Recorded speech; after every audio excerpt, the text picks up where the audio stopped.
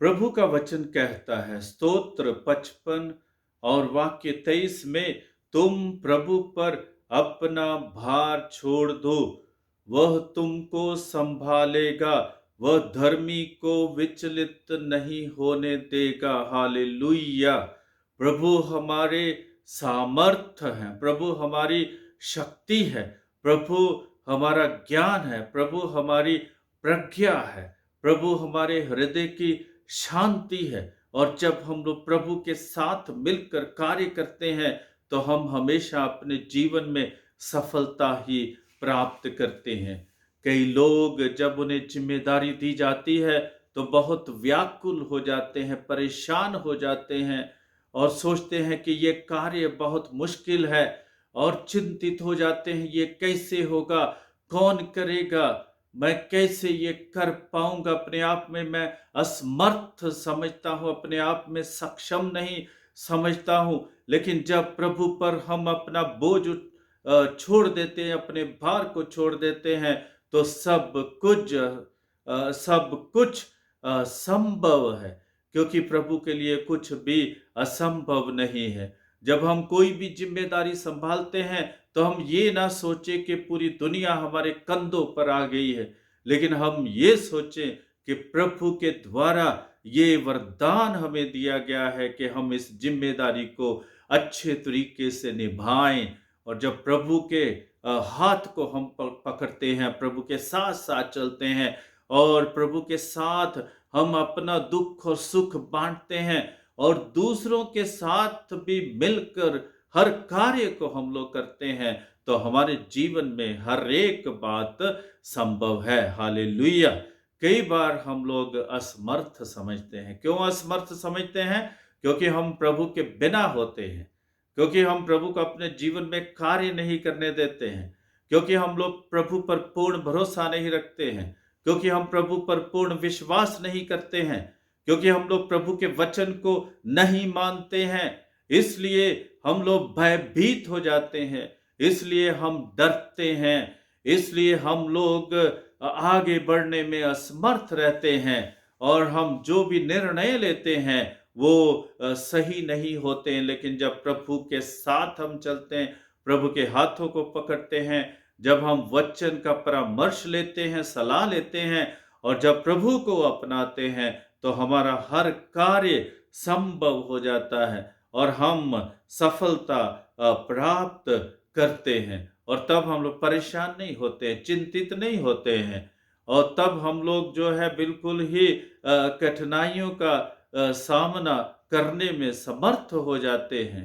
और जब हम लोग प्रभु की कृपा से भर जाते हैं, हर मुश्किल का हल है, हर कठिनाई का हल है और हर जिम्मेदारी को हम लोग बेखूबी निभाने में सक्षम हो जाते हैं। यही हमें ये वचन सिखाता है।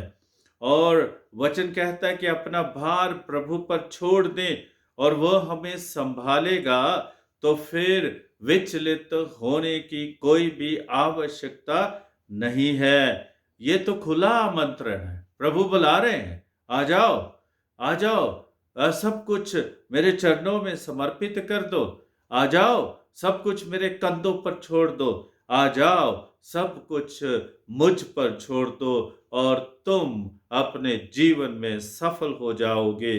तो प्रभु यीशु भी तो हमें कहते, थके मांदे बोझ से दबे हुए लोगों, मेरे पास आओ, मैं तुम्हें विश्राम दूंगा। अंग्रेजी में हम गीत भी गाते हैं, What a friend we have in Jesus। प्रभु हमारे कितने अच्छे मित्र हैं, प्रभु हमारे कितने अच्छे दोस्त हैं, हमारी हर मुसीबतों में हमारा सहारा बनते, हमारा आश्रय बनते हैं।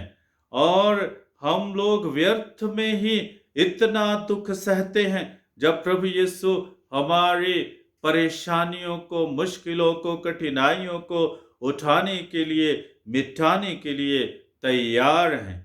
जब हम चिंतित रहते हैं और अपना भार प्रभु पर नहीं छोड़ते हैं, तो हम अपने कार्य को बोझ के रूप में उठाकर घूमते हैं, जिससे किसी को कोई फायदा नहीं होता है। हमारी कार्य क्षमता सीमित रहती है, और क्रियाशीलता विकलांग हो जाती है और हमारी दूरदृष्टि में कमी आ जाती है और शिथिलता का अनुभव हम लोग अपने जीवन में करते। लेकिन जब प्रभु पर हम अपना कार्यभार छोड़ देते हैं और उनकी सलाह और मार्गदर्शन में कार्य करते हैं तो जीवन बदल जाता है। अनोखी खुशी और आनंद का अनुभव होता है। चारों ओर कृपाओं का माहौल रहता है। स्तोत्र ग्रंथ 1 में लिखा है, जो प्रभु का नियम हृदय से चाहता है और दिन रात उसका मनन करता है, वह उस वृक्ष के सदृश है जो जल स्रोत के पास लगाया गया है, जो समय पर फल देता है, जिसके पत्ते कभी नहीं मुरझाते हैं। वह मनुष्य जो भी करता है सफल होता है। हालेलुया। प्रभु धर्मियों के मार्ग की रक्षा करता है। हालेलुया। तो प्रभु पर निर्भर रहने वालों का जीवन ऐसा होता है, उन्हें कभी असफलता का मुंह नहीं देखना पड़ता है। कोई भी मानव सीमित मानसिक बोझ उठा सकता है। यदि उससे अधिक हो जाता है तो मानव टूटने के बिंदु पर पहुंच जाता है और इससे उसको काफी नुकसान होता है। इस वचन को दोहराने से हमें ये एहसास होता है कि प्रभु ईश्वर वास्तव में हमारे साथ है। प्रभु ईश्वर वास्तव में हमारे साथ साथ चलते हैं, संग संग चलते हैं। प्रभु ईश्वर कभी भी हमें अकेला नहीं छोड़ते हैं।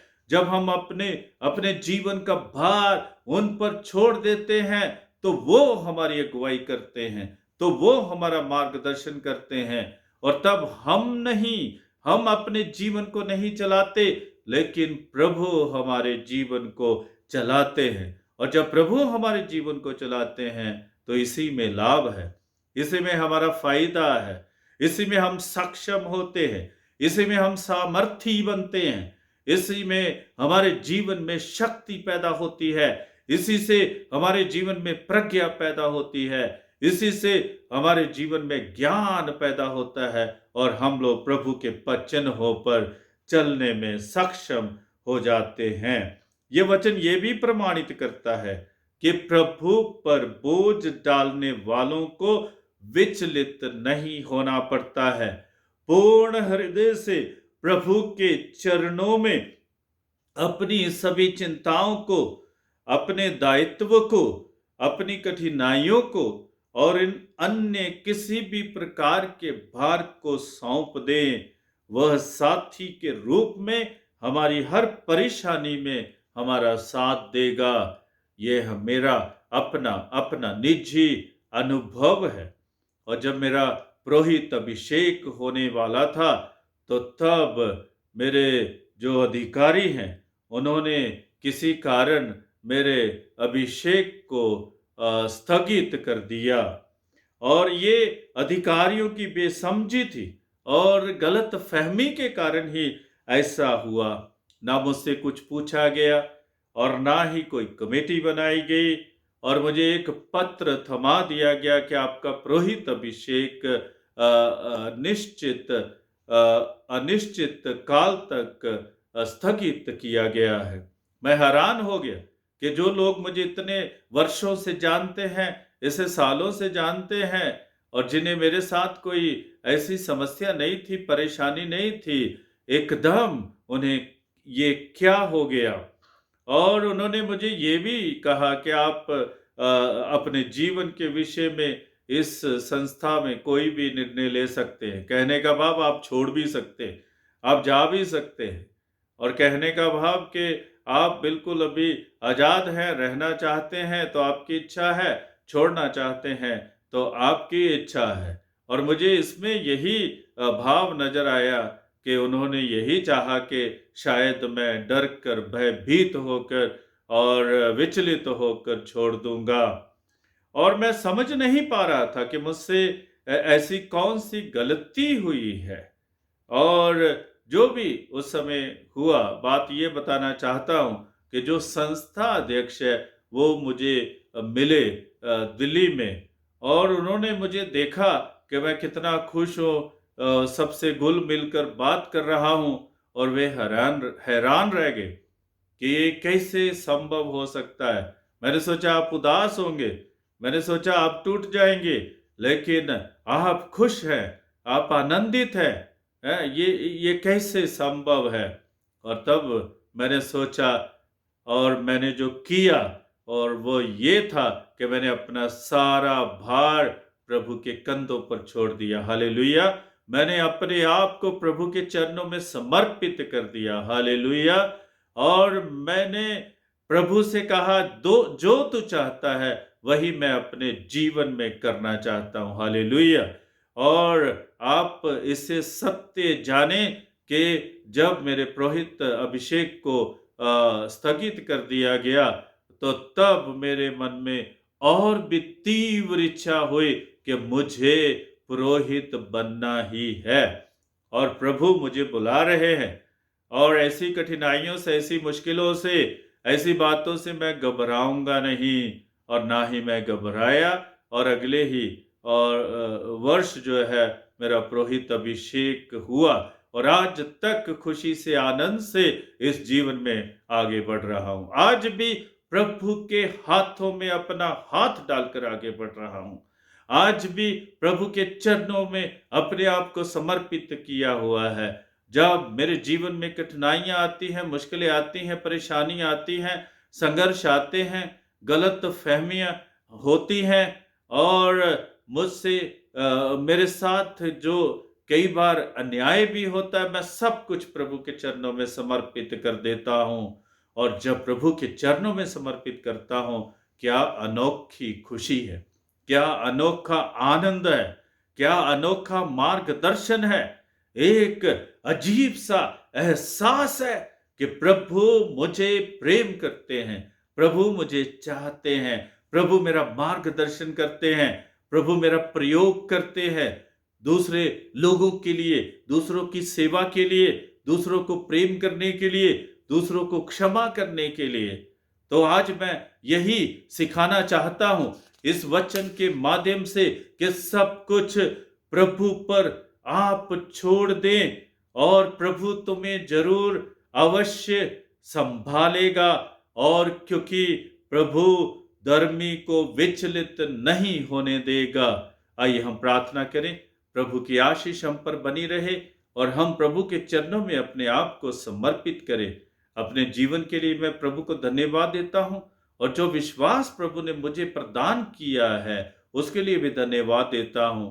और यही विश्वास मैं चाहता हूं कि आप भी पैदा करें अपने आप में, और प्रभु के हाथों में अपने हाथ को दे दें। आमीन।